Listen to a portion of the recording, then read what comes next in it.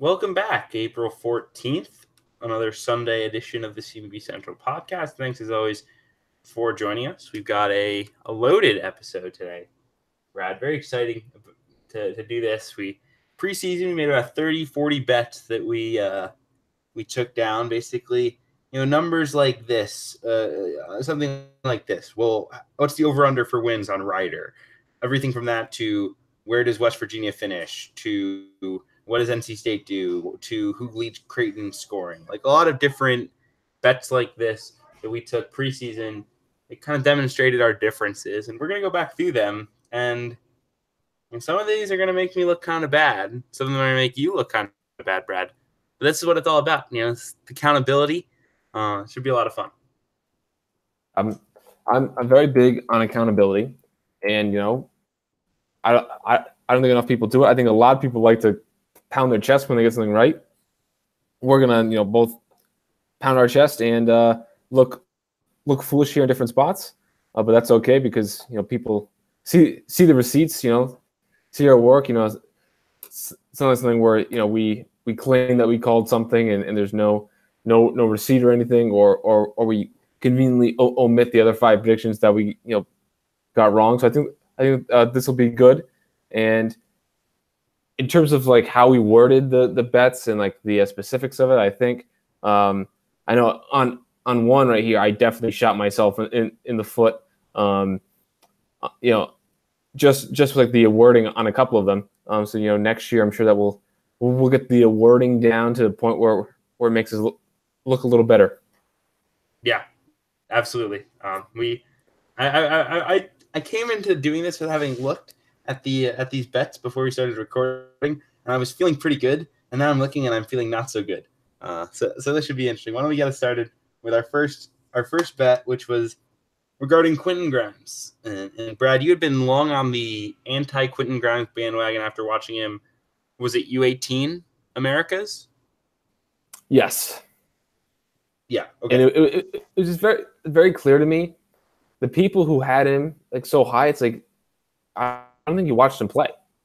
Because even like Mike Schmitz, who's probably the best draft guy out there, or at least the most, the one with the most momentum right now, his strength and weakness video of Quentin Grimes. If you watched it, not knowing where Grimes was ranked, you would think that Schmitz had him as like a second rounder. It felt to me that Grimes has had like a lot of momentum, but the people that watched him kind of saw, very stiff shooter.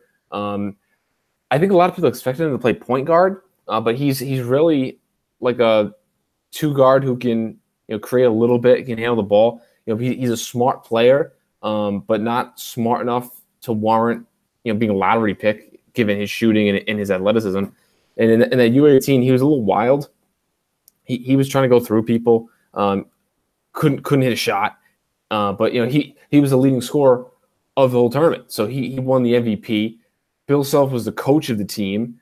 So I think a lot of his warts kind of got overshadowed, and people were saying what a great tournament he had, and I watched every minute of every game, and it felt as if I was on a different planet.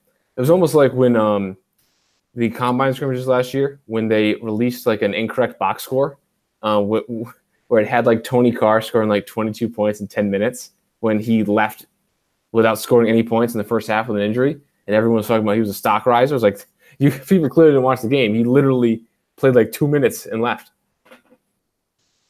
Yeah, no, I mean, it was absurd. I mean, if I recall, when we started this bet, I literally said, I think he's a first rounder just because even if he doesn't play that well, someone will bet on his upside. And I also recall saying something to the extent of, I've never watched Quentin Grimes play, and everyone else seems to think he's that good.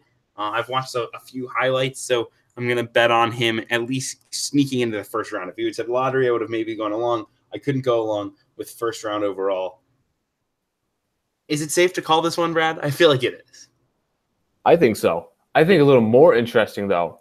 I was reading through on Reddit. They have a thread of everyone who's declared with a link of their official declaration for the NBA draft. And there's a point on there I totally forgot about.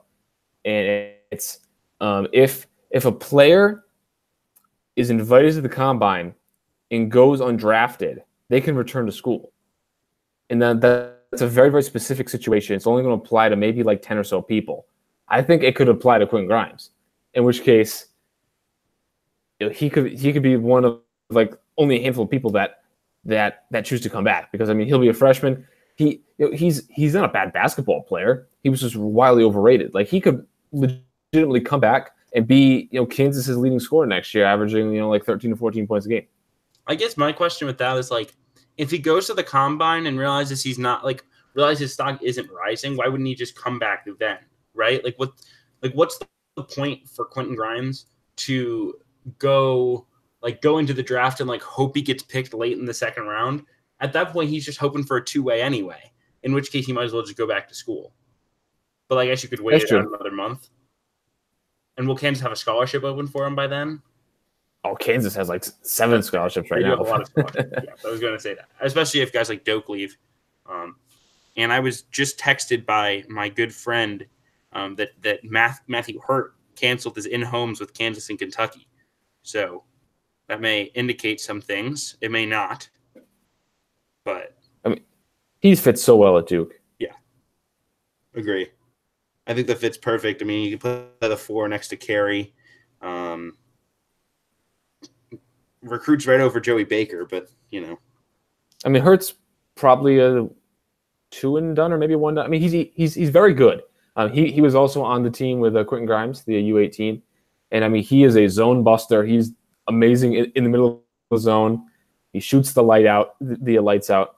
I just kind of wish he was more aggressive. Maybe in a college setting he will be, but playing with a bunch of all-stars, he kind of deferred more. But watching him, I just kind of was like, I wish he would take charge more. I wish he would take some more shots. But he's tougher than he looks. Like he'll compete inside. He'll rebound. I mean, he's a really interesting player. So yeah, Quentin Grimes not gonna be a first rounder though. We'll see if he returns to Kansas. We don't think he will. But yeah, he's gone. UCLA misses the NCAA tournament was our second bet, Brad. I said no. You said yes. That's a big win for me. I felt pretty good about that. I feel pretty good about that one.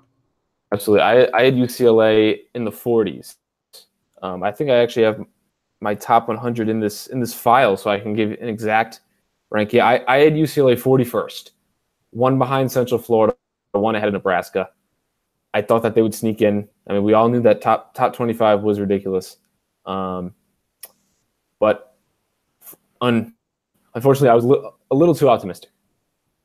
Yeah, I mean, it wasn't the wrong. I don't think it was necessarily a wrong prediction, right? Like there wasn't a significant flaw in going into that logic. It was just they were poorly coached, and then before they could even get going. I mean, if you look back, that start for Alford wasn't really that bad, right? They lost to Belmont, who is an at-large team, and Liberty, who won a game in the NCAA tournament. And people you got to fire him. You just lost 2 bye games. Would they have done any worse if he just carried out the season? That's the thing, especially with how the Pac-12 was trending. I mean, look at Oregon. I mean, Oregon loses their best player. They get hot late, and they win the Auto Bid, end up going to Sweet 16. I mean, why couldn't UCLA do that? UCLA had just as much talent, was a little younger, but with a real coach, easily could have won the Auto Bid. Absolutely. Next up, Maryland will not make the tournament. We both agreed that they would not. Woof. We were both wrong. Very, very wrong. Not close to right. I didn't like this Maryland team in the preseason. Between they had a lot of turnover problems last year, and then they were going to play 2 bigs, and they lose Kevin Huerter and a few other role players like Justin Jackson, who missed a lot of the year prior. But they were inserting a ton of freshmen, right? Eric Ayala played so much better than I think anyone could have anticipated. Smith was probably as good as advertised, but Wiggins, Ayala, they were all very good. And then Cowan and Fernando were legitimate stars, and that kind of carried the way. Yeah, I mean, I was very 50-50 on them. If I recall, I was a little higher on Maryland than you were, but still wasn't a huge believer. I just thought they would just miss the cut. They get in no problem. The freshmen were good. Bruno took the next step. Sticks was excellent. Cowan played well. I mean, they were their best version of what we expected them to possibly be, I would say, right? Yeah. All right. NC State will finish in the top 25. We both said they would. They did not make the NCAA tournament. I mean, what a disappointing team. I mean, they were so talented, and I fell for something that I pride myself on not falling for, and that is the sit out player X is our best player.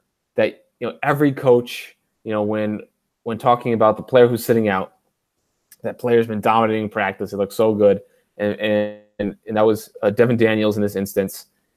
Heard a lot about how good Devin Daniels was, and I mean, I don't even think he was as good as he was as a freshman at Utah. So that was a big disappointment right there. And then, I mean, they're probably an NCAA tournament caliber team. The schedule did them in, lost one or too many bad losses, but this is another whiff here. Right, they were 32nd in KenPom going into the NCAA tournament weekend, like Selection Sunday. Yeah, they didn't really solve. There was something missing. They weren't great on the interior. That was a concern. So overall, it was a disappointing team. Just never got the big win, but they were definitely a tournament caliber team in my mind. Not a top 25 team, so we definitely missed the bar there. But I would tend to agree. We missed the boat there. Next one, Louisville will not make the tournament. Obviously wrong. Louisville trending in the wrong direction. After blowing a huge lead against Duke, went into a tailspin, lost in the first round, but they were easily in. They did some great work early in the season. That kind of held them above water.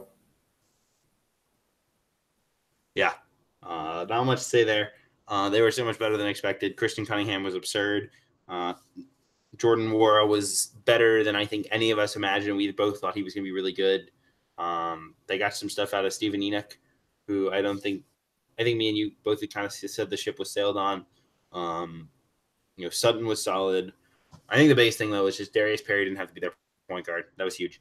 VJ King was very bad, but they still were a pretty cool NCAA tournament team. So good on Chris Mack. Yeah, and I mean, for next season, I didn't have them in my first top 25. They get Lamar Kimball, huge pickup, huge upgrade at the point guard spot. They're now in my top 25. So Louisville fans can sleep. They can sleep soundly knowing that they made Brad Cavallero's top 25 for the time being. I'm sure they were very worried. They were worried. Trust me. I heard from many of them. Anyway, next up, this one is tough for you, Brad. This is not a good one. Austin Wiley averages a double-double and makes the SEC first team. What happened to Austin Wiley? I mean, I watched him play extremely well in the NBA Combine scrimmage. He just didn't have it. I mean, from the first game I watched of Auburn when they were playing in Maui, I mean, he just looked like he didn't have it. He was out of it, and he wasn't nearly as good as I thought he would be this year. But Auburn was, pretty close to where I thought they would be as a team, which at least at the end of the season, which is pretty crazy given Wiley's performance. I hate to be like extrapolate numbers out guy, but Austin Wiley did average 7 points, 4 rebounds, and a block and a third in 13 minutes a game. You gave him 26 minutes. Like, partially it was just like he didn't beat out McLemore and Chuma and like playing some of those smaller lineups that they were playing. If you extrapolate his minutes out to 26 minutes, you just double everything. He's a 14, 8, and 2.5 block guy over 26 minutes, which might be all SEC. So, I mean, he definitely wasn't good, or at least as good as expected, but he still put up good numbers. Yeah, I mean, you were saying in the preseason, in terms of Auburn, that you hoped that Pearl didn't deviate from what was so successful last year, playing with a mobile 5 in McLemore, because that's where Auburn looked better. And to his credit, he did that. He gave the McLemore Okiki front court the most minutes, and look how far Auburn finished. Yeah, it was definitely what I was worried about, was that they were going to not rely on their guards, because I thought that Auburn's kind of strength last season was that they were like a Warriors type team where their bigs just played with toughness and block shots, brought energy, were switchable. Thought Wiley would go away from a lot of that. So I think the 13 minutes, 15 minutes was about the right number for him. So I think that was a good play for me. I think you definitely went too high for Austin Wiley. Like, you could have went for like 12-7 and like makes an SEC team, and it would have been a much like safer bet. Right. I thought I was being safe because the SEC first team has like 10 guys, right? That's fair. I was being sneaky there. Like, oh no, he's not a top 5 player in the SEC. He's actually like a top like 12 player, or like however many guys that they take on the first team. All right, next up, West Virginia finishes outside the top 25. You crushed this one, Brad. I did not. So, I mean, as you know, the Louisville fans and the Gonzaga fans this year, to me, it was West Virginia last year. Just, I mean, getting in arguments, getting blocked by people, just fighting the good fight. That you can't lose your 2 guards who have been starters for 4 years. They were starters their whole careers, Javon Carter and Daxter Miles. You can't lose them. And despite what you say about Brandon Napper and Jermaine Haley, they're not as good. You know, so many people told me Brandon Napper is actually better than Daxter Miles, and him and Haley, they're not going to skip a beat. I had someone tell me Jermaine Haley is one of the best point guards in the Big 12. He's not a point guard. He's like a Kyle Anderson wing type. I had other people telling me Jordan McCabe is the best freshman, since God knows when. I had other people telling me Jordan McCabe's not going to play at all. Like, he's just a mixtape. The whole fan base was consistent that they thought that they were going to be very good, but they were totally kind of opposed on what was going to make them good. And that was a key for me, that no one's on the same page here. But I remember Gary Parrish on the college basketball, Ion College Basketball podcast was saying, since Bob Huggins went to the Press Virginia style 4 years ago, West Virginia's been awesome every season. But that's also when they got Javon Carter and Daxter Miles. So it's kind of like the chicken or the egg. Like, was Press Virginia so effective and so resurgent to the program because they had Javon Carter, who was perfect for that system, or because he switched to the pressing system in itself? Yeah, no, that was definitely something we talked about preseason. The guards weren't there. I mean, I will say the season was just a whole disaster overall. I mean, Kanate gets hurt. Issa Ahmad gets in trouble. Wesley Harris gets in trouble. Culver was out early in the year. Who else got kicked out of school? Wesley Harris got kicked out, right? It was Harris and Ahmad got kicked out. And then Culver was ineligible for the first part of the year. He was great. And then I like Derek Culver. Yeah. It's going to be interesting next year if they go with him and Sheboy up front with like a 2 big sort of look, back when they did like John Holton and Devin Williams. Yeah, because neither can shoot. Nope. But, I mean, the guards are still going to be pretty bad. Bolden was hurt. He's going to Bama. I think that's a good ad, by the way, for Bama. Yeah, I mean, there are so many teams that could have used a point guard or at least a scoring guard to play the point guard spot. And to go on a team like Bama where, maybe he starts at the 2, but probably he's coming off the bench. It was an interesting decision on his part. But Bama should be good. Bama should be top 25, especially if Tevin Mack comes back. Yeah, no, absolutely. I think they will be in very good shape, and I think the roster is very good for Nate Oates. But West Virginia will be interesting next year. As you said, Sheboy will be a very interesting piece next to Culver. They don't have many guards, though. I don't know how they really solve this guard problem. I don't think Jordan McCabe is going to all of a sudden become a star. But Bob Knight really likes his young core, so we'll see. I definitely think the expectations will come in low. We'll see if they can flourish. They added today to Sean McNeil, who is a big time shooter from, I think, Division II junior college. So that's gonna be an interesting transition. But they have a lot of guards right now.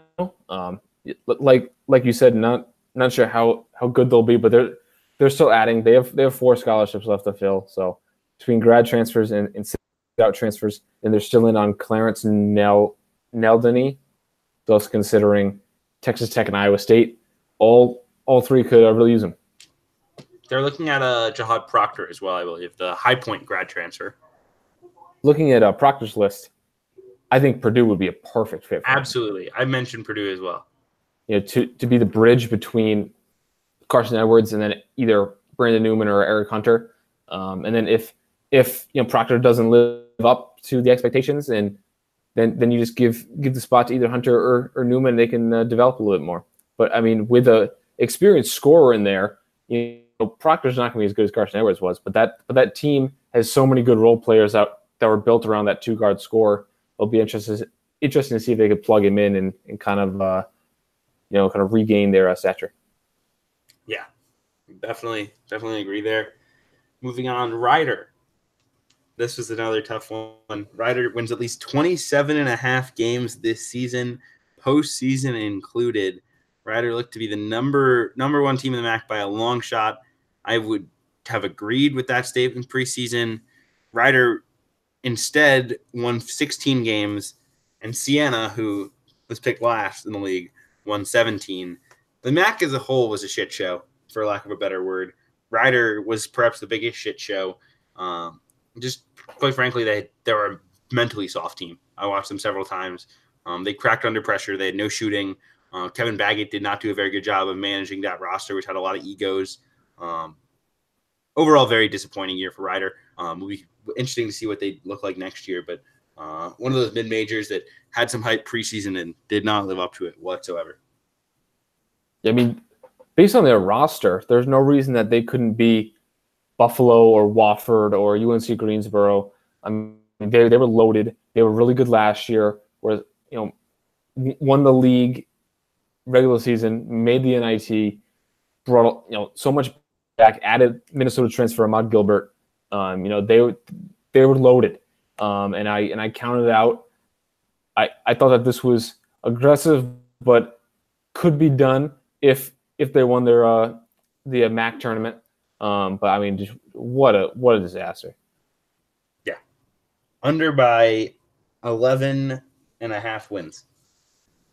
San Diego State finishes within 2 games of first place in the Mountain West. I have to check on this, Brad. I don't think so. This was the bet. This was the bet I was alluding to earlier when I said we just phrased it wrong, because the point was just that Nevada wasn't going to run, or Nevada, wasn't going to run away with the league. That was just what this point was. But we just phrased it wrong, because Utah State beat out Nevada. Yeah. And Fresno was also within 2 games. We just picked San Diego State as the best one, and we were like, all right. Yeah. So yeah, we blame ourselves on that one. Next one. Or do we want to talk a little San Diego State? Or what was that? I said, do we want to move on to the next one, or do we want to talk a little San Diego State here? No, I have nothing to say, really. All right. Let's move on. Oregon finishes outside the top 20. I said no. You said yes. You were correct, probably. Do we have a final AP poll? I think we were using KenPom for the rankings, right? Were we using KenPom? If we were, let's see a minute. If we were, Oregon finished 28th. Oh, oof. Close. They really rose during the tournament. So you still win. And you won for all intents and purposes of the bet. Like, Oregon going to the Final Four wouldn't have changed that you were correct. I mean, I was the lowest on Oregon. People, gravitate to this idea of top 10 recruiting classes, should create these top teams. And I was in this argument with someone. I was really in the mud. I think it was like Tuesday night maybe. And the guy was saying, because I tweeted that like it was 44% of top 10 recruiting classes in the past 5 years haven't made the NCAA tournament the following season. So saying it's irrelevant. I mean, you could just flip a coin, right? And the guy was like, "Oh, show me one other thing that's more reliable." And I was like, "Just take the top 10 teams from last year. That's infinitely more reliable." He's like, "Oh, you're right. Like, can we keep discussing this?" No, I wasted 2 hours of my evening arguing with you, dude. It's incredible. Brad, whenever you publish your top 25, everyone just gets mad at you. It's the only time that people actually get mad at you on Twitter. Well, no, this wasn't the top 25. This is when I tweeted that like 44% of top 10 recruiting classes don't make the top 25. Which was because you were doing your top 25 and wanted to do research on it. But yeah, point. Yeah, fair point. Temple finishes top 4 in the AAC. You said yes, I said no. Credit to you, Brad, because not many people were on the Temple bandwagon. They do come in tied for third, make the NCAA tournament in the first 4. Fran Dunphy goes out a winner. Well, I guess he went out a loser because he lost to Rick Byrd. But anyway, I'll pat you on the back there for that one. I was not high enough on the rest of the roster. But a few guys stepped up, like Pierre Louis was better than I expected. Some of the other guys up front and on the wing were important for them as well. So happy to be wrong. I also think the AAC wasn't quite as good in terms of Memphis and UConn in particular as I expected. Yeah. For me, I thought that there was going to be a lot more parity. I didn't see Houston being nearly this good. I didn't see Cincinnati being. I mean, who knows how good really Cincinnati was, but I didn't see them as a 7th seed in the preseason. I saw them more as like an 11th seed. So I thought it was going to be really interesting. You can have 7 or 8 teams clumped between 11 seed and then like a 4 seed in the NIT. But you mentioned Memphis and UConn. I mean, Memphis got there. It was more UConn and SMU, and then a little bit Wichita State. Wichita State came on late, but it wasn't as clumped as I thought. Temple, two really good guards, and you mentioned their auxiliary pieces really stepped up. I think that they have an interesting team for next year.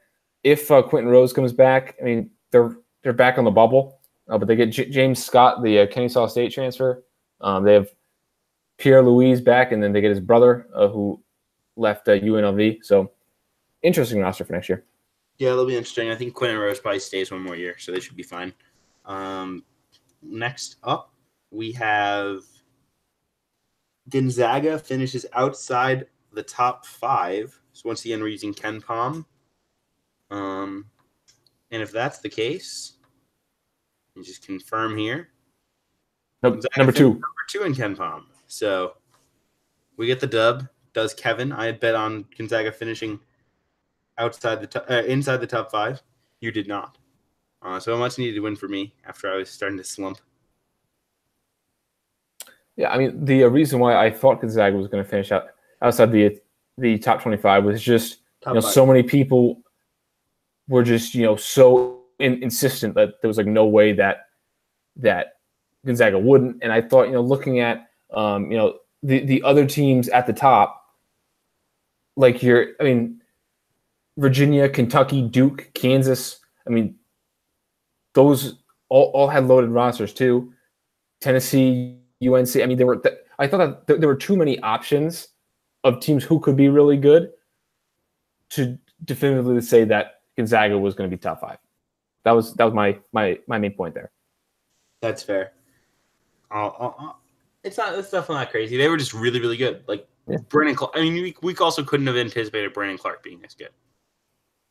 No, and then something relating to next year for Gonzaga too is when you play in the WCC, your schedule is front loaded when you're Gonzaga. So the back end is just you rising up the polls. And I mean, next year, St. Mary's is going to be really good. The rest of the league could take a step back.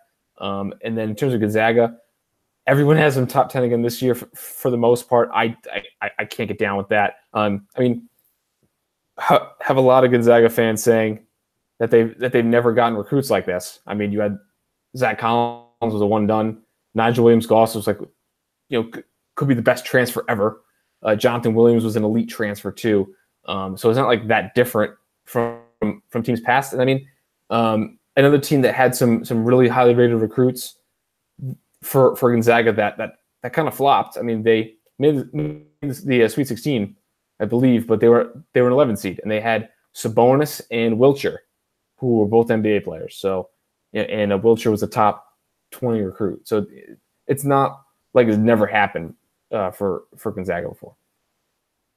Well, the other thing I wanted to mention with Gonzaga is, and I was reading it, I believe it was on The Athletic by Kendra Andrews, who covers Gonzaga for The Athletic, was saying that the point guard next year is going to be Norvell right now. That's the plan. I'm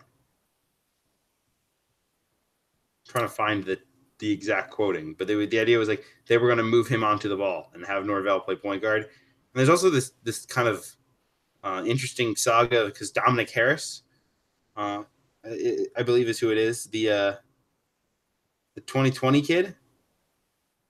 He tweeted like he wants to reclassify, and he'll reclassify if they let him. So that's another interesting kind of thing to monitor. He's a point guard who could help that team. I mean, if they could add a veteran point guard, I mean that would be the best case. I mean, a guy like Beetle Bolden, I mean, he could have done wonders on this Gonzaga team. We know that they were going off for Dejon Ingram, who's not a great fit, but I mean, he would have been okay in that spot. It just seems like that roster would be perfect for grad transfers, kind of like a bridge guy. Would agree. Next up for these bets, Creighton's leading scorer. I'm very pleased by this one. I had Tyshawn Alexander. You had Mitch Ballack. Tyshawn Alexander really did break out. I nailed that breakout pick. Absolutely. I mean, he was awesome. His freshman year, he split the point guard position almost 50-50 with Devion Mins, and he was not that good at point guard. They move him off the ball, and he flourishes. He's a completely new player. I mean, he still handles the ball a lot. He's still creating a lot. So maybe it's a coincidence, that he breaks out while moving off the ball. But he's a really bright spot for this Creighton core, and Creighton could be really good this year if Knoppel stays.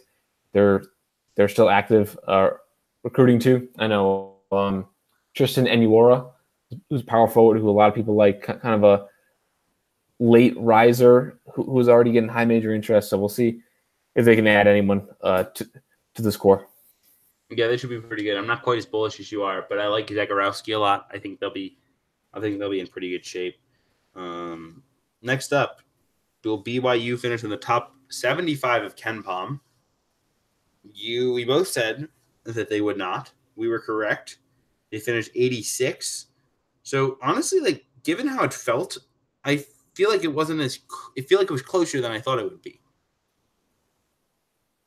Yeah, I checked this one the other day because I was curious. Yeah,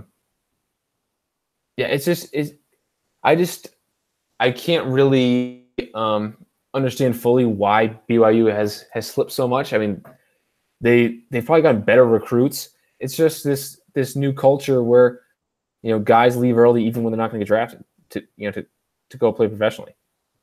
Yeah, it'll be interesting to see what Mark Pope can do there. I think the thing I said really. When Dave Rose did step down was we'll see how good a job this really is when Mark Pope does it. We'll see if he can keep guys, because if you can't keep guys there, it's going to be really tough to build a program that people expect at BYU. Like are you going to keep a Jimmer? Yeah, I mean, even like recently, like guys like Eric Mika have like breakout freshman years that are awesome, and then they go on their mission for 2 years. And so I don't know if you have to I don't know what their solution is. I mean, it seems like maybe guys who go on their mission before coming stay longer. But the guys, this like whole idea now where you're like too old, right? Like if you're a senior at BYU, you're like 25 years old. So like if you're like a Tyler Halls or like a Kyle Collinsworth, I mean it worked out well for both those guys, but in today's college basketball climate, like you're just not going to see that as much. Aubrey Dawkins as well, now at UCF.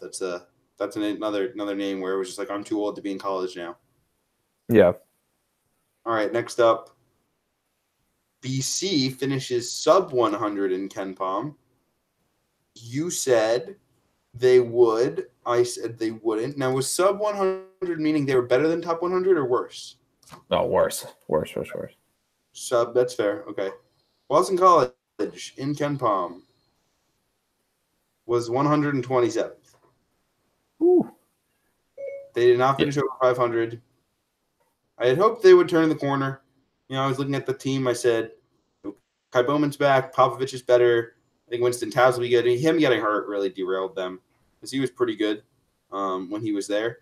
But I mean, Jarius Hamilton wasn't that impressive. They were still just not very deep. So it's a very frustrating team. And with Kai Bowman leaving, they're screwed. I mean, Jim Christian is going to be in some deep, deep trouble.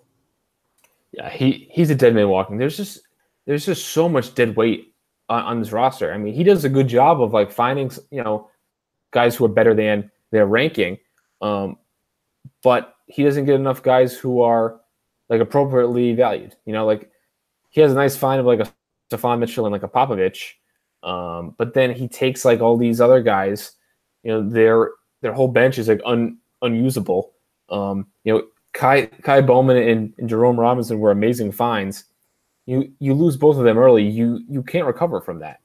There are much better programs with much better coaches who can't recover from losing a guy early. When you can't, and now you can't recruit like a mid-level A10 class year over year, have one be a star and have three of them not be able to play in the ACC, and then like it doesn't like that's the thing is if he was beating out top programs and then he was just hitting one stud and the rest stink, that's fine. But he's not recruiting against anyone good.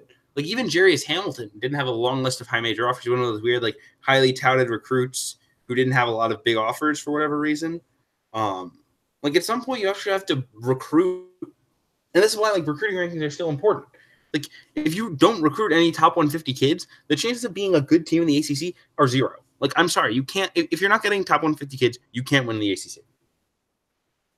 Absolutely, and I mean Boston College would have been really good this year if Jerome Robinson, stayed. But think about how unlikely, all these sub 150 kids to have hit on Bowman and Robinson, like hit the jackpot, and then hit, well on Tabbs, Mitchell, and Popovich. I mean, that's so unlikely. That's like the stars aligning. But you can't even see that through, right? I mean, they make the NIT last year, which was nice. And where are the grad transfers, right? Yeah, I mean, they went grad transfer when they should have been going sit-out transfers. They added Eli Carter, Maurice Jeffers, Connor Tavey when the team had no chance of winning. What did you say? That class was terrible. I know. And I mean, I was thinking you could go like last year though. Like you have no depth. Why aren't you getting grad kids? I guess they got Deontay Hawkins, and that didn't work out because he's hurt, and that was for the Jerome Robinson year. Mm-hmm. But why aren't you going after another Deontay Hawkins? Doesn't make any sense. I mean, you're playing down the offer. They got guys like Tavey and Jeffers would have been good on last year's team or like this year's team, but when you're in a full rebuild, there's no point in having grad transfer. Yeah, some mistakes, miscalculations by Jim Christian, which will probably cost him his job next year. Moving on, St. Louis is at large caliber. You said yes. I said no. They did get the NCAA tournament. They were not at large caliber. So chalk that up as a win for Kevin. I mean, if I recall, I was just like, they're not going to shoot the ball well enough, and no one in the A10 is at large caliber. I don't remember your logic.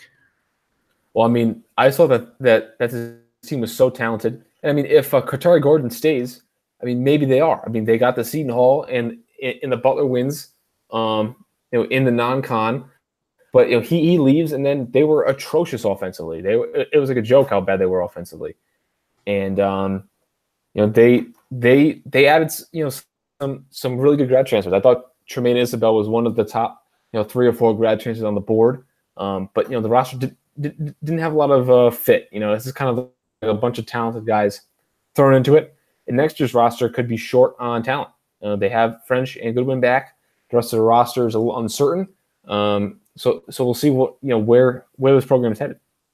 Yeah, it's very, very interesting. They got Mike Lewis, who's going to be a sit one, play one. He was at Duquesne, and then he transferred to Nevada for the second semester. It was going to be a sit 1.5, play one. But was going to pay his own way for the spring semester, and then then went to coaching chain. Now he's going to go back, which is big because. So if Mike Lewis had went directly from Duquesne to St. Louis, he would have been an in-conference transfer, which in the A-10 is a 2-year sit-out. And I would imagine because he actually did play, he did get listed on the Nevada roster, that now he'll just be this. He'll only have to sit the 1 year, so he can actually go to St. Louis, which is a logical landing point because he's from Missouri. He's probably not good enough to play at Mizzou. Probably better than a SEMO. Maybe could have went to Missouri State. But yeah, that idea basically of an A-10 level guard. I mean, it is waiver season. He's transferring home. Could he get the waiver? Oh, maybe. They could try. They could use him St. Louis. Although, I mean, they really could use more of a point guard. But, I mean, Jordan Goodwin can play some point guard. But that would be very interesting. Arizona State makes – oh, no, excuse me. We have one more to do before Arizona State. Seton Hall, top 65. You said yes. I said no. You were right. I was wrong. Miles Powell was too good. That's all I have to say here. Yeah, I mean, they played really well at the start of the season and the end of the season. Guys like Mamakilishvili, Miles Kale, even Quincy McKnight sometimes took a step forward. And for next year, if Powell comes back, which he probably should, and it probably will, I think, you have him as a star. You have pretty much all of your contributors back except for Michael Enzi. You add Ike Obiagu, the shot blocker from Florida State, and you build on strong ends of the year from Anthony Nelson and Jared Roden. And I think this is a top 15 team. Yeah, I mean, I remember us saying pretty plainly preseason. If you think both Torian Thompson and Quincy McKnight will be good Big East players, then this team is an NCAA tournament team, maybe a top 25 team. If you think one's good, they're a bubble team. If you think neither's good, they're a bad team, maybe the worst team in the Big East. I said both would be bad. I was wrong. Quincy McKnight was good enough. I mean, Torian Thompson was worse than anyone could have ever anticipated. I mean, he was an unmitigated disaster. And kudos for Willard for pulling the plug. I mean, he was completely out of the rotation for at least the last 10 games, if not more. I mean, he's just a wild player. And he could have probably gave Thompson minutes and kind of played him through the warts, and Thompson would have been productive. But I mean, just such a smart and strong move from Willard there. Yeah, very important when coaches pull the plug on guys, especially if they recruited them themselves. Absolutely. Next, we have Arizona State makes the NCAA tournament. We both said yes. Both correct. Barely, but we got it. Yes. Not in the method I would have expected. I did not expect their team being so good because Zylan Cheatham turned into this, distributing 4 or 5 who could do everything, was a super energy guy. But, I mean, he was awesome. Remy Martin was awesome. It was enough. Yeah, and I mean, Bobby Hurley's making a trend of having great non-conferences and then kind of stumbling to the finish. And, I mean, this year's team, I think, was probably more talented than last year's team. Last year's team obviously had probably the greatest non-conference of all time with the wins that they put together. And if Dort came back, I thought Arizona State could have been a top 25 team. He's gone. They have a strong team, I think, maybe a touch better than they were this year. When you factor in guys coming back and improving, adding Alonzo Verge, former top 75 recruit who's in JUCO, I saw they're after Derek Smits, the grad transfer from Valpo. That didn't make a ton of sense to me. None of his three schools really did, but other two being NC State and Butler. Butler makes some sense. Well, do you think he starts over Bryce Enzi? Because if not, then Enzi a 5? I think that's the idea. I mean, I think he's a small ball 5, but I don't know if you're going to exclusively play Enzi at the 5. Yeah, then Smith probably works the best at Butler because at Arizona State he's behind Romello White. NC State, I mean, he's behind Walker and Funderburg, and they have Bates, the redshirt freshman. So I think either Arizona State or Butler for Smith.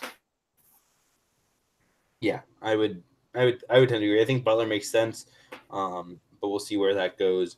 Next up, outside of Nebraska's Big Four, their remaining 6 players average less than 20 points per game. I'm going to pull this up here. What did we say? Did we both agree here? We did agree. But it's going to be skewed because once Copeland goes out, I mean, his 32 minutes a game go to everybody else, which is a shame. Let's see. Let's just do it based on what we have. We had Thomas Allen, 8.7. I got my calculator out. Okay. So 8.7 for Thomas Allen.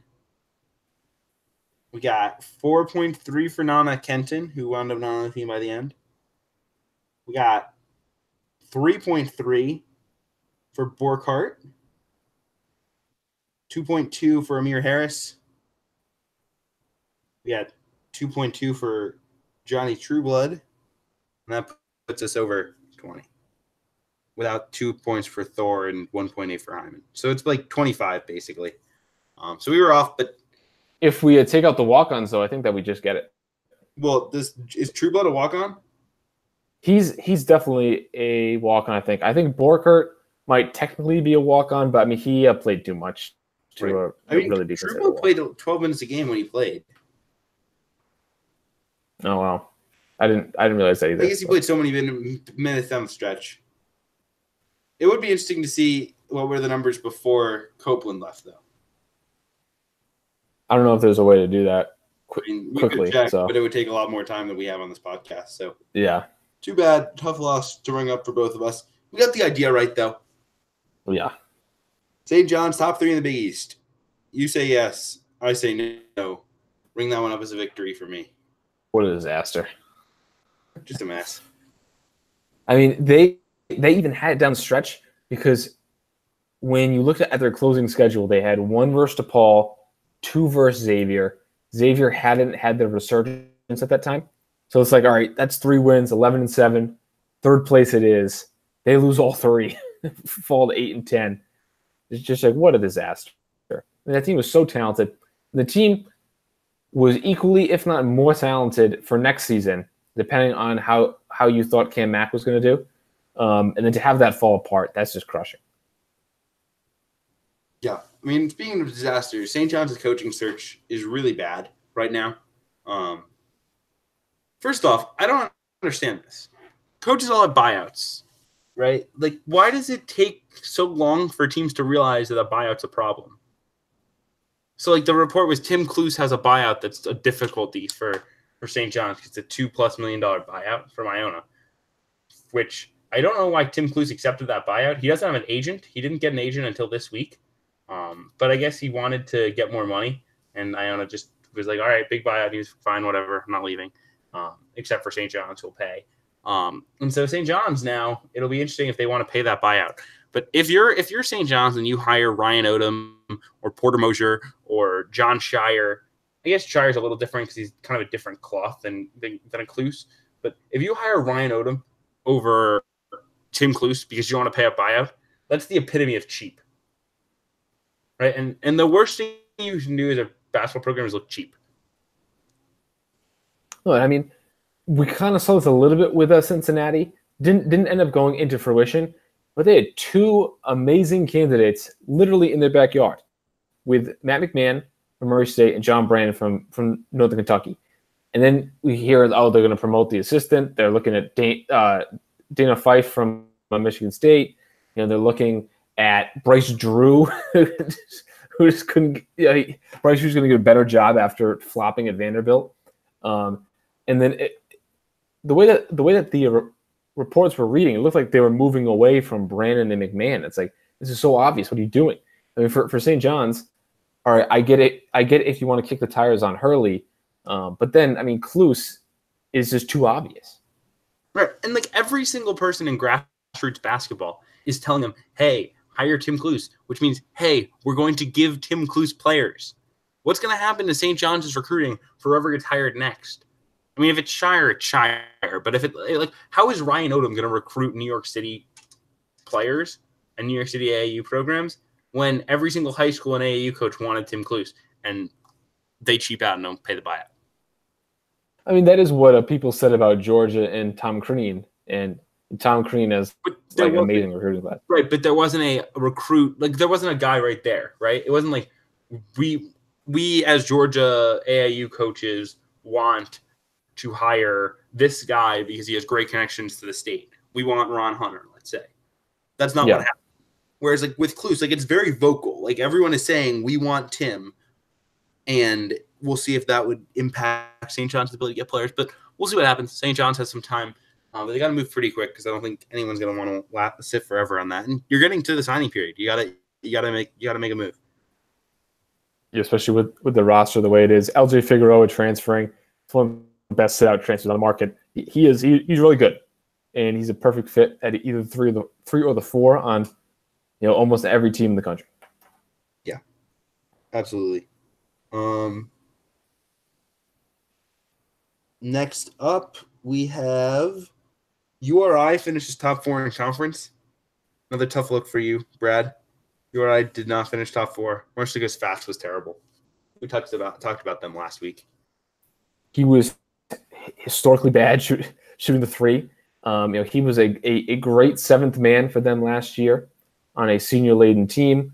His game could not scale up like many people thought. I think he shot like 22% from three or something. Like based on his attempts, he was historically bad from three. URI as a team was like 351st in three-point percentage. They played well toward the end of the year, and they have some nice pieces coming in, like a Jeremy Shepard, the former East Carolina guard, Antoine Walker, former Georgetown power forward, and they had a young team this year that was able to cut their teeth. So I think that they'll be pretty good this year. Maybe even like a bubble team, but not last year. Yeah, I mean they're not. We saw them in December. At Mohegan Sun, they look pretty good. Just couldn't put it together shooting the ball. Yeah, that happened with young teams. That's why I bet against them. Thought they would take some time to develop as a young core, but I think the core is still good. I think Cox is fine as a coach. I don't think the fans who have kind of overreacted should be too panicked. Nope. Another loss for me come up here. Mac McClung was not the backup point guard. Mac McClung usurps Javon Blair, starts at the 2, and I don't have his stats in front of me, but I'm sure he averaged more than 5 points a game. Yeah, that was. I did not see him being this good. He was actually terrific. In fairness, not super efficient. They let him shoot, even though he's not a very good shooter. But he averaged 13 points, 3 rebounds, 2 assists. Shot 39% from the field, so definitely not great, but doable. Assist turnover was 1-1. Him and Akinjo is a very promising young backcourt. So hopefully they don't stagnate like Blair and Jamarco Pickett did. I mean, they also have Josh LeBlanc at power forward.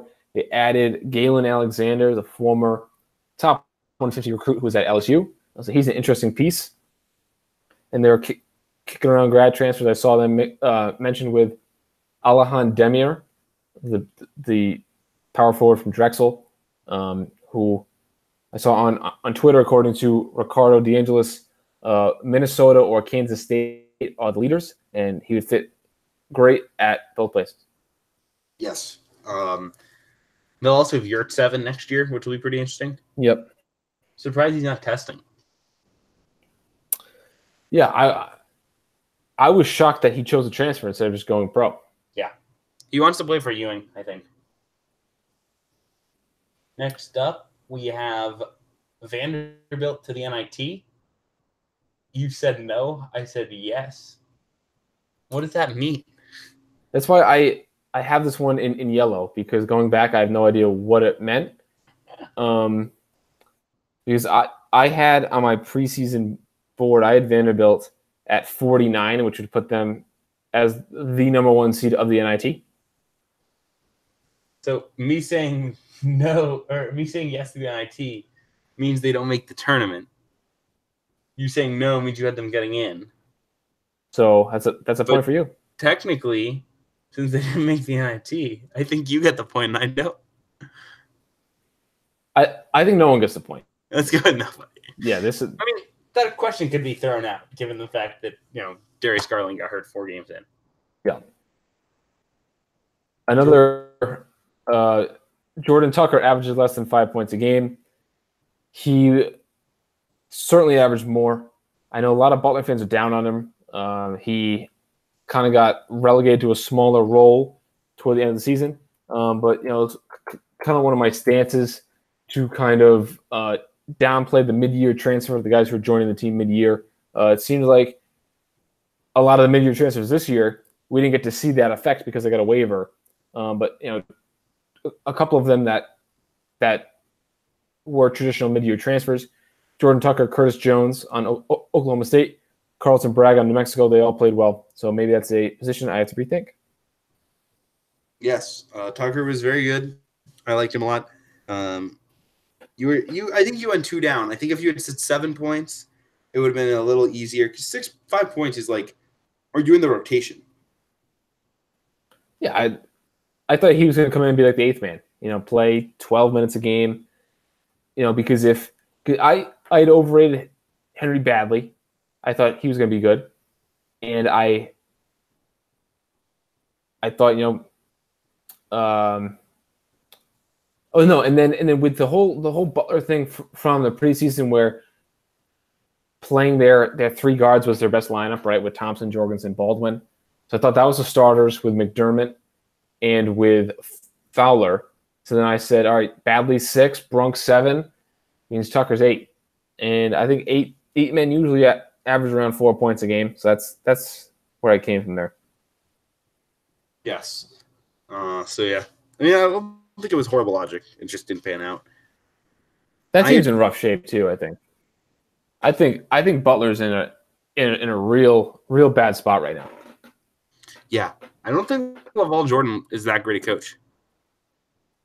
Well, they hired him solely because he played for Butler. He had 1 year at he had 1 year at Wisconsin Milwaukee where he was like 12-20. They ended up making the conference championship as like the 7 or 8 seed, I believe. The 10 seed. They were the last seed in the tournament. Okay, yeah. So they, if they had hired him as the Michigan assistant, people would have been more understanding. I don't like when high major teams hire an assistant, but then to give him 1 year and it to not go well and then hire him, that was a little crazy to me. Yeah, I think it's a bit in trouble, especially with the Big East kind of trending in the right direction.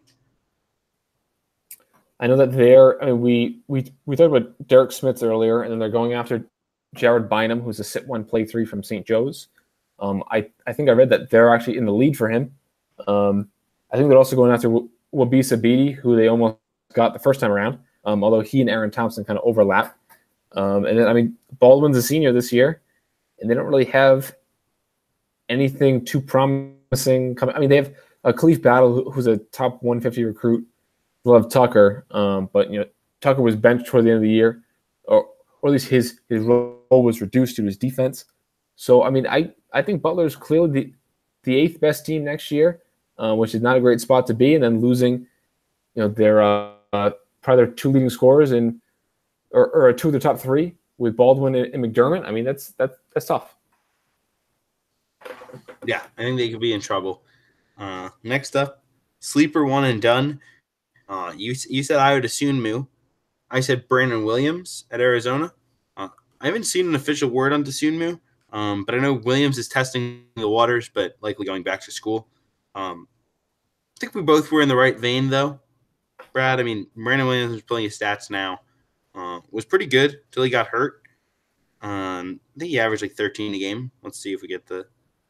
He averaged 11.5 points, three rebounds, 3.5 assists. Solid assist to turnover. Didn't do a great job shooting the three, but he was a pretty good freshman on a team that he got a lot of shots of. Yeah, I mean, part of the reason why I'm so high on Arizona for next year is if Brandon Williams comes back. I mean, that's like such an experienced player that could potentially be coming off the bench. He would obviously play a lot, but between Mannion, who's excellent, you have Green in there, and then to have all these veterans around them, I think that's a really strong roster as it's currently set up. We'll see which players survive the FBI scandal. And then in terms of Ayo Dosunmu, I mean, he's on draft boards right now. He is a really interesting long-term prospect. So if he goes out, he will get drafted. But we'll see if he leaves. Yeah, I think he will. I think he's going to stay one more year, but it will be interesting nonetheless. Illinois is an interesting team. I know you were tweeting about Kofi Cookburn during Hoop Summit. He stinks. Sound very good. Yeah. But yeah. What's next? Rutgers finishes worse than Ken Palm than last year, lower than 130. I said they'd be better than 130. You said they'd be worse. I'm pulling it up now, but I'm pretty sure they were better. Oh, yeah, definitely. They were 78, one spot ahead of Providence. And there's no way that Rutgers was better than Providence. I mean, Providence couldn't hit the red side of a barn, but I think Providence versus Rutgers, I think Providence has that one. Okay, I'll buy that. I think it was pretty close. I think Rutgers is a pretty good basketball team this year. Next up, Davidson finishes outside top 4 of the A10. I'm trying to pull this up. I literally have no idea. No, they were number 2. They were number 2? Yeah, they were. You're right. They're the 2 or 3. They didn't need Peyton Aldridge too much. Yeah, and also Goodmanson turned into awesome, which is big. And their front court was able to hold water too. I mean, they're in a great spot for this year. Everyone back for the most part. I mean, probably gonna be at large caliber at minimum. Yeah, and they'll have some guys who are gonna get better. They have the big kid Luka Braljevic, who was pretty impressive. Next, Buffalo is at large caliber. I say yes, you say no. They didn't need to use it, but they were certainly at large caliber. I do not remember not being a preseason believer in Buffalo. I think I just was saying like they'll win a lot of games but not get a bid because they won't beat any of win the up games, and they won the up games. If it was Syracuse, I mean the West Virginia game didn't matter, but that Syracuse one was it. Awesome win. I was there. Great game. Here's another bad one for me. Loyola is at large caliber. They were not. I mean, people, Dante Ingram, Andre Jackson, sneaky big losses. I mean, people pointed to Towns and Custer and Krutwig were kind of like the big takeaways, from Loyola's run. But between Ben Richardson, who's all this great defender, could make shots, could make plays, and then what gave Loyola their competitive advantage was being able to go small, as a contrast with Jackson and Ingram, playing those big spots. Ingram could stretch the floor, and Ugok and no one emerged to replace Jackson, and then Ugok couldn't replace Ingram. Yes, Clayton Custer was bad this year. Like, he was third team, but in name only. He was not a very good player. And I told everyone he was overhyped. I didn't think he was that overhyped, but he was just like the face of the run because he had the ball in his hand. He was like the baby face kid, the pretty boy. I mean, Clayton Custer is a good basketball player and a good shooter, but he is not a very good point guard. And he was just put into a perfect position where he had Richardson, who could handle the ball and shoot. Towns, who could handle the ball and shoot. A big man, Custer, and Cartway, who can really play down low. They had great spacing. They had great chemistry. It was the perfect situation for a point guard. And him regressing was the number one reason why they had no chance. Uguak as well was no good. So big L for Loyola. Not closer to top 125 than top 25. Yeah, I mean, for next year, I think that they're probably gonna be better than people think.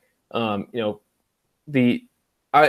would assume most people are selling their Loyola stock after this year, but I guess point guard is a concern.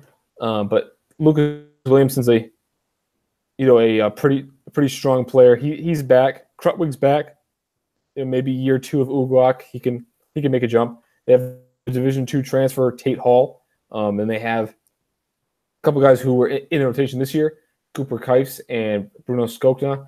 They have Paxton Wojcik, who started on, I think, La Lumiere, like one of the best high school teams. The key to that team is Marquise Kennedy. Yes. Yeah. I mean, he's very good. At a Brother Rice in Chicago, everyone's hyping him up. If he is like a good starting point guard, they will be in very good shape and could win the Valley. I think Missouri State's the favorite, but they could be in the mix. If not, they're probably like 4th or 5th. I mean, we can't forget about Illinois State too if they get a point guard. They have a bunch of transfers being eligible. Maybe they can piece something together there. Yeah, absolutely. I don't know. I'm not a buyer of Illinois State with Muller without Yaklich. Their defense is falling apart. Their chemistry is falling apart. Ohio State, top 5, Big Ten. They were not. They looked it early. Number 1 in the net, the first ever net, Ohio State. Go Buckeyes. Unfortunately, fell off. Their offense was just not good enough. Wesson was good, but he was suspended at one point. I think Holtman's a very good coach. The Big Ten was also better than we expected. Absolutely, especially teams like Wisconsin, Maryland, Purdue. A lot of people had them, being pretty good. Top 20 to 30. They were all like a tier better than people expected, and the bottom really came along as the season progressed. Illinois, Rutgers, Penn State, all kind of stealing wins. Now here comes the last one. Over under 1.5 mid-major at-larges, not including Gonzaga in Nevada. I am bringing up the seed list right now. So Buffalo was auto bid. Wofford was auto bid. Utah State was auto bid. Yes. Do we count VCU? VCU got an auto bid. Yeah, they didn't get an auto bid, and they're mid-major. So then it's 2, right? Because we have VCU and we have Belmont. VCU and Belmont. That's it? What was it? At large or at large caliber? It was at large because that's why we went 1.5. Okay. Yeah. So it happened. Whew. We stole it, which means, do I win? Let's count it out. 14-11, Kevin wins. Huge. So I got 14 correct out of 31 bets. Well, 30 if we throw out the Vanderbilt. Yeah. It's still not very good. No. But I mean these not horrible. These weren't easy, right? These weren't like Duke is going to be a top 5 team. These were hot takes. Yeah, that's they were tough. Glad I came out on top, but I wasn't feeling great. Do we want to touch on a little coaching player, or should we save that for next time? We get a little more stuff in. Is there anything huge we have to touch on? Because we're already over an hour on this one. No, I mean I think we touched on a lot of it during the bets. Yeah. Like the St. John's search, I think we're both in conclusion. Go with Cluse. Yep. Otherwise, the search cycle is slowing down. Buzz Williams landed 4 recruits in a day. It'd be a lot of fun if you're a Texas A&M fan. A lot of film to watch.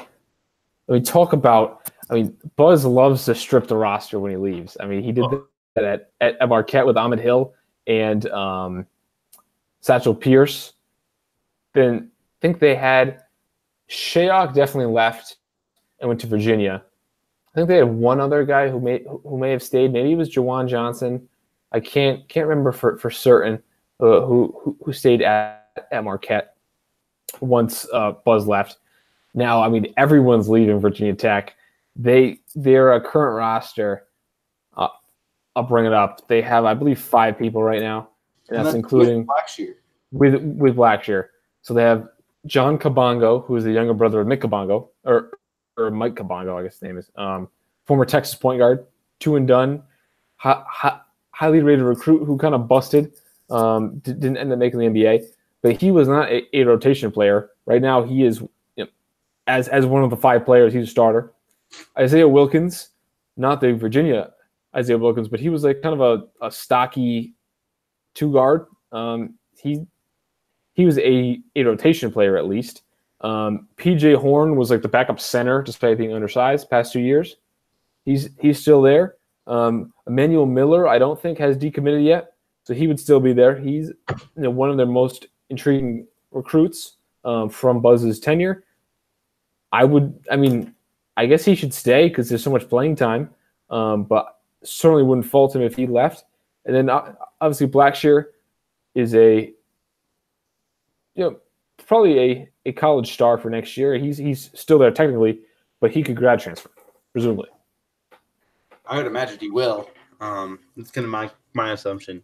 So yeah, they're in trouble. Their roster's in really, really, really, really rough shape for Mike Young.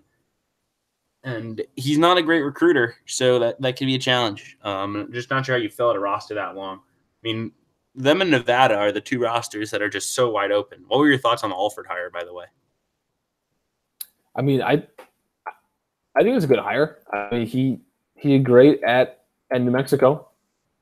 I mean, he did okay at UCLA. Wasn't up to their standards, but I mean, this should be good. In terms of the roster itself, so Lindsey Drew is coming back. I believe I saw that. Jazz Johnson as well. Jazz Johnson's definitely coming back. I think Jalen Harris will come back because I mean he's not going to sit again. Like where's he going? Right. He sat this year, and they still have Shamel Stevenson for second semester. And then I would think Himes would come back too, right? He just sat this year. Quite possibly, yeah. That's 8 scholarships to fill. So sit out guys, grad transfers. They'd love to keep Jordan Brown. I don't think they will. Where do you see Brown going? Any ideas or? I have no clue.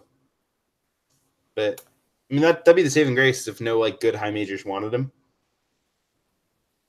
I mean, I think so many teams could use a sit 1 play 3 transfer, at that center spot. I was wondering if Grant Sherfield, who was a UCLA signee for Alford and then decommitted after the coaching change. I know he visited Wichita State. I think TCU is in the mix. In Minnesota. Minnesota, yeah. So I was wondering if Nevada could sneak in there. That would make a lot of sense. Long-term. Minnesota makes a ton of sense for him too. Yeah, but a long-term piece of guard who has familiarity with Alford would make sense. Look, They probably need to grab a couple grad transfers and then just take a couple sit-outs. But I mean, I think it's a good hire. The off the court stuff with Alford back to his days at Iowa notwithstanding, they're not doing better than Steve Alford at Nevada. People were this isn't a great hire. He wasn't good at UCLA. Y'all do realize that the other options are Russ Turner, Travis DeCuire. I mean, those guys are high risk hires. Steve Alford won in the Mountain West, was pretty good at UCLA, solid at Iowa, won big at Missouri State. He's won big at every major and been not horrid at his high major spots. He should do well. I don't know. I think committing to 10 years with him, fully guaranteed, is a bit risky. But if it's what it takes to keep him, I guess it makes sense. Yeah, I mean that was absurd. That's at first I thought that was Buzz Williams' contract, like when people were throwing out 10 years, because I mean he'll do crazy stuff like that. His whole thing is he thinks differently. He has all these notes and he does all these studies and stuff. But then when I heard it was Steve Alford, I was throwing it back. Well, like the good thing for Nevada is they don't have to pay him for like 2 years. They're paying Alford $500K the first 2 years, and then it spikes up to like $1 million a year because he. Why though? Because aren't they getting buyout money from Arkansas? Yeah, but it's one of those things with the buyout from UCLA, where like it's probably like you would probably lose money from UCLA. Oh, so it's like you might as well take them. You might as well just get paid less in Nevada, and then backload the contract. Yep. Which is more risky because if it flames out, you can't fire him easily, because then you're paying because you're gonna have to buy out like a $1.4 million a year at the end. The old Tyler Johnson poison pill. What the Nets signed Tyler Johnson to, and then forced the Heat to match. But yeah, I think the Alfred hire is pretty good. Nevada's roster in kind of interesting shape. There's a lot of rosters that are very much in flux right now, which will make the next couple weeks fun. We'll try to bring another podcast as soon as we can, Brad. I'd imagine we can maybe either get one later in the week if there's something big that happens, or just wait until next Sunday. But plenty to talk about because there's a lot of player moving going on, a lot of draft buzz. Everyone's in the portal or entered for the draft. Like how many players that are good college basketball players right now are either not in the transfer portal or testing the waters? I mean, I've seen a lot of people, especially the Nevada fans, like, don't worry about players being in the transfer portal. Like, they can still come back. Like, no, you should absolutely worry. Like, yes, they can still come back, but you should absolutely worry that they leave. Right. You should worry the same as if someone got their release. Yeah. It's no different. It's not like the kids log on with a password on their computer and just drop their name in whenever they want. You still have to go to compliance and ask them to. The difference, you don't have to tell the coach. But if you have any balls, you're telling the coach anyway. Yep. So I don't know. I don't get it. Yeah, I always laughed. I think it was football because it was football that started with the portal. They were like, the coach was like, "Yeah, I check the portal every morning to make sure none of my guys are in there." I was like, if one of your guys is in there without telling you, they're not very like. Do you want them on your team? Depends how good he is. God. The real big news is that Mekhi Ashton Langford might go to Siena, which would be the best news for the pod of all time. I mean, I feel so sorry for you. I mean, no one understands except for me, apparently. But I mean, get used to a lot of dribbling at half court, with his hand up, like calling a play. That's he has really no intention of running. He's just wants to stand there and dribble and like look like a point guard, and take one step inside the 3-point line and back it out, and not use a screen and just be horrible. He hasn't committed yet. We'll see what happens. I will say generally, I mean, as bad as the Mekhi Ashton Langford experiment was at Providence, anytime if you're a MAC school, if you can get a top 40 recruit who is very athletic, can play on or off the ball, that you can have sit here and develop in your system, is worth a shot, because like the bust rate is so low where like he's so athletic that like even if like at worst case he's like a 6-man guard who like gets to the rim and averages 9 a game, right? No, the worst case is he does what he does at Providence. He just stands out there and dribbles. Right, he could be not great, but like his complete bust potential is so low that like you have to take him, especially if he's not like a huge off the court issue, which he's not. His dad is kind of a wacko, but like he's not like a kid who's gonna get arrested or no. Right. He seems like a good kid. He has like a sour puss on. People don't like that. Like he looks like he's frowning. But the thing with him is like he's not like a explosive athlete where he's gonna like dunk on you in traffic or anything. I mean, he's a little shifty. He loses the ball whenever he goes in the paint. So he just doesn't do it anymore.